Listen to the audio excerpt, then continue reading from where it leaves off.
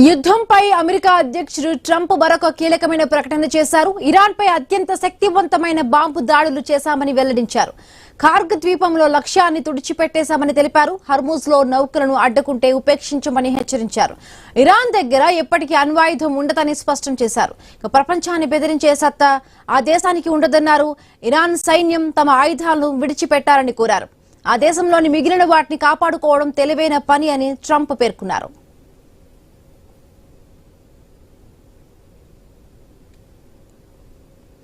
యుద్ధంపై America అధ్యక్షుడు Trump మరొక కీలకమైన ప్రకటన చేశారు. ఇరాన్పై అత్యంత శక్తివంతమైన బాంబు దాడులు చేశామని వెల్లడించారు.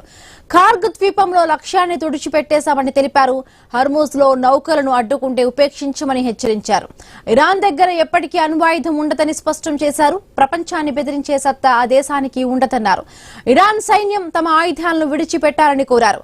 ఆ దేశంలోని మిగిలిన వాటిని కాపాడుకోవడం తెలివైన పని అని ట్రంప్ పేర్కొన్నారు.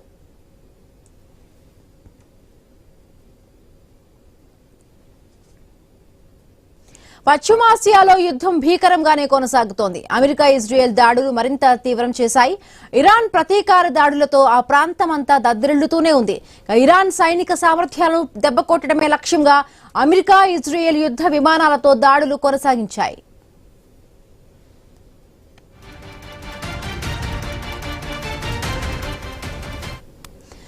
ఇరాన్ వ్యాప్తంగా సైనిక ఇతర లక్ష్యాలపై అమెరికా ఇజ్రాయెల్ యుద్ధ విమానాలతో బాంబుల వర్షం కురిపించాయి.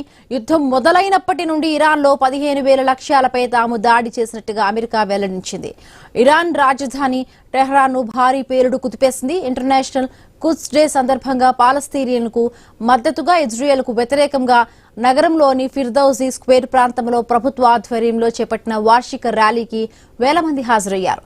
వారిని లక్ష్యంగా చేసుకుని దాడి జరిగింది.